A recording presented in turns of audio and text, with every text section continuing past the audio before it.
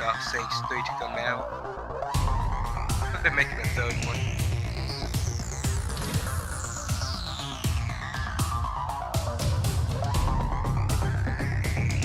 There we go.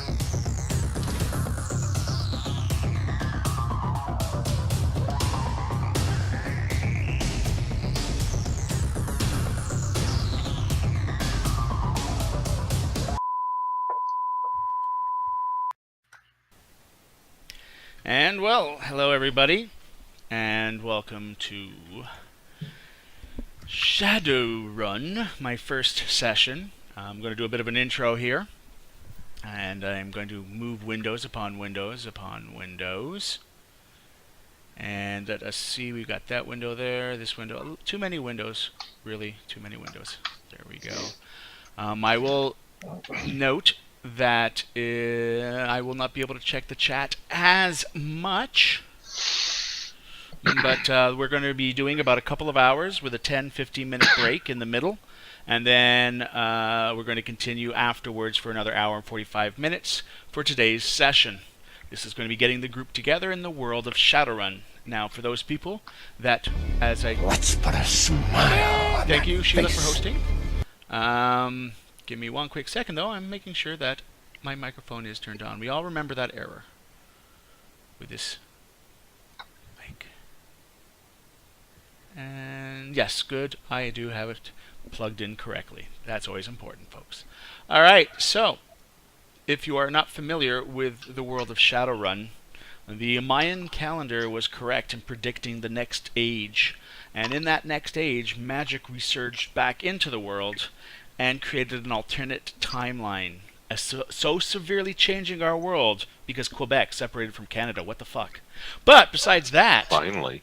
I know, but that's more of an in-Canadian joke.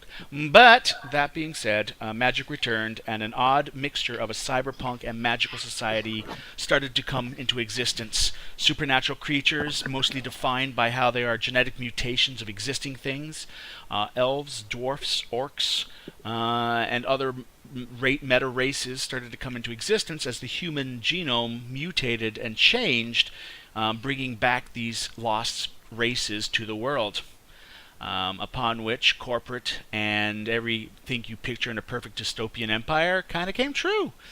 The world map is quite different because a lot of the native people of America gained back the magical powers through their shamans. They were able to reclaim and take a lot of the territory back. The remaining U.S. and Canadian states, we'll talk about that later, combined into the UCAS, the United Canadian and American States. There's also a small southern contingent, the Confederation of American States, the CAS. And there are other parts of the world where you've got a very large, like the image we got here of Renraku, the company that these guys are going to be working for. And effectively in this society, you have SIN, which is a system identification number, which you go to a shopping mall, you go to everything. They know you, they track your medical history, your bank accounts. You walk into a mall, you get customized advertising that shows up just for you, all these kind of fun stuff. And for some reason, some people get rid of their sin. Usually it's not with their choice, because to be sinless, in a way of speaking, is to be without any, you are no longer connected. Usually criminals, illegal immigrants, and all that type have no sin number. Some people are forced into that position, some willingly take it. And in that case, they exist in the shadows. Some of them just live a life hidden away from the big corporate big brother's eye. Others become shadow runners, which are under-the-table people to do acts and deeds for corporations, businesses, individuals, to do these runs. And you guys, and the team that we have put together is a mixture of Shadowrunners. Now, there's also a possible second Shadowrun game taking place on Thursdays that I'm in the works with. That one will be more of an investigative team, which has runners as more bodyguards for their investigations. As we look at our team here, I'm just going to be kind of getting into what is going on. Each one of the people here have been called to Renraku for various reasons. It has been an opportunity mentioned by friends. Certain links, because of their past, have brought them to this company. It is well known that they are sinless, and that it's probably for a great receptionist job at the front. Each person's probably been picked because of acts they've committed in their past, and have been found, as they are relatively new to the Shadowrun scene for most of them, and almost have no real reputation to build up. Renraku has recently renamed itself. It was previously the top internet. The internet in this world is called the Matrix. I have such a hard time saying that without picturing Neo going, whoa. But the internet is effectively called the Matrix, and at one point Renraku, in its previous incarnation, had created AIs to help you work and do data crunching and all that stuff.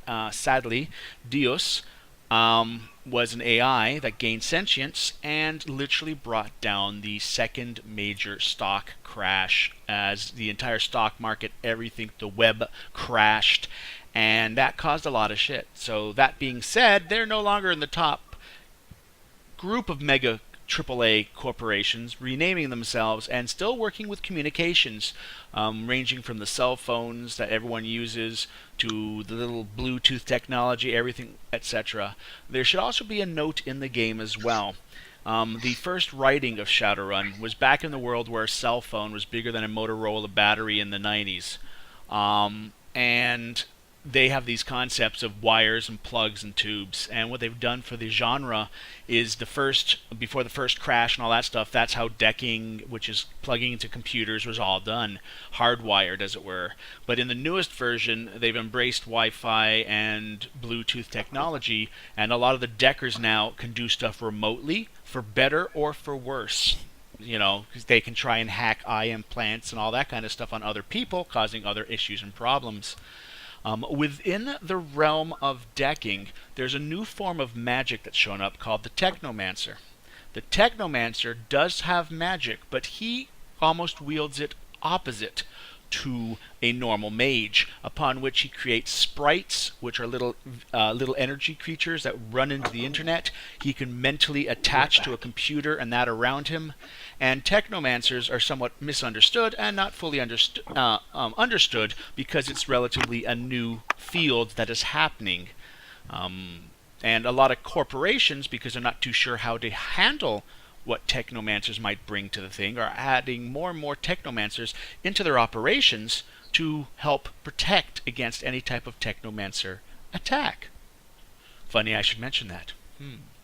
That being said, we now cut to the 850th floor of the Renraku building, the giant ziggurat of a building that is built in Seattle, is where you guys have been brought in.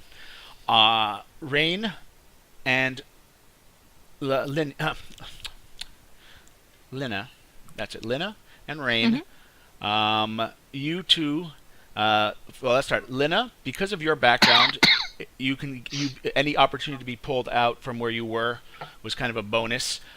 Also, there is a mutual interest that both you and Renraku share, which is based on your background. And same with you, Rain. Your character as well has been brought in. There might be a bit of revenge or whatever, but there is definitely a common interest that helped bring you guys here. Deadeyes. In your current situation, this is the best bet, and rumor has it you might be leaving the country with this thing, so that also is in your best interest as well. And, well, we cut to Waylon and Ivanhoe. You've been pulled from Detroit, and technically Wayland, or I should say Razorback, your code name. Yes, Ivanhoe, you got this thing for Razorback. Exactly. Yeah.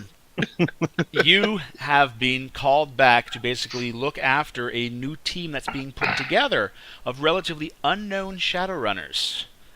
And by the way, your vehicles are being bagged up and shut up, except for the beautiful luxury liner Winnebago with gun turret, which is being left behind, sadly. They upgraded to luxury status, so it was. They didn't even want to leave that Winnebago. They just travel. It already was luxury. But that's being left behind for the Boston team that you guys left behind. They're going to scratch it. Your bikes and your thing. Now, it should be mentioned that, Steve, you already know the situation for Gramps. Mm-hmm. Right? Uncle. What do we... Uncle? Gramps. Gramps, yeah. Grandpa. Was it Grandpa? No, it's Gramps. Gramps. There we go, Gramps. Alrighty. Well, we answered to a lot of names. The Uncle, Gramps, that type of thing. If anyone's familiar with the actor James Hong, who's been in a lot of movies, including actually Blade Runner as the eye surgeon. I sometimes put actors in the roles of the people that you come across. A, it makes it easier, and B, as we can see in my Sunday game, it makes some of the villains so much easier to play. Alright, just make him, Tom Hiddleston, and that villain can get away with murder. Alright, so, that being said, if I want to take a second, you guys, if you want to picture it, you are in a large, very monochromatic office room. There is lighting coming from underlit tables and lights that creates a kind of a glow upwards. There's a few actual fluorescent tubes that give more light to this area. There is a slight bit of cigarette smoke, because hey, that never changed. That the world didn't change like it did here. Nope, we got orcs and panther cannons and cigarettes and not smoke-free bars, sadly. But there is a slight smoky element to it. It's not as shiny and nice as a big corporate boardroom. It's like one of those side boardrooms off to the thing. You've got a panoramic view.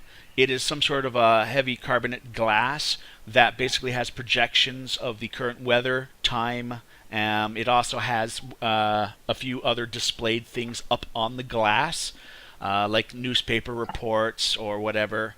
There is a little self-serving coffee unit that has popped up in the center of this table. The table six, seven, eight people, 3 to a side and 2 at either end of this table. And in this room, in true fashion, Rain, you're going to be the first one in the room. The room has a double door that leads into it, and there's 2 side doors that lead to other office areas that seem to be closed. The window itself just takes up the whole back wall of this area. As you see the rain, smog, a couple of little vehicles kind of flying through the sky with their little lights on, and the little hum of engines from somewhere go off in this place. Some sort of ceiling fans can be heard whining in the ceiling above you, and there's that soft electrical hum that you've got in this area. And slowly everyone else starts to come into the room. I do believe that Wayland and Ivanhoe will be the last to come in. So effectively, I'm going to start with Rain. Please describe yourself to the viewers and to the rest of the players. And if your other people are not ready for this, get ready for it. Christ, I wasn't even ready for this. My character is naked and slowly forming an outfit as we speak. Blip, blip, blip. Yeah, pretty much. I don't know, she just, in my head, she was short, pale, awesome, badass looking elf, dark hair. She most likely wearing leather of some kind, because why the hell not? And would that be a skirt or pants? Pants. Okay. Yeah, you can't really run in a skirt. What if she's got a Shadow hopping. What? Sorry.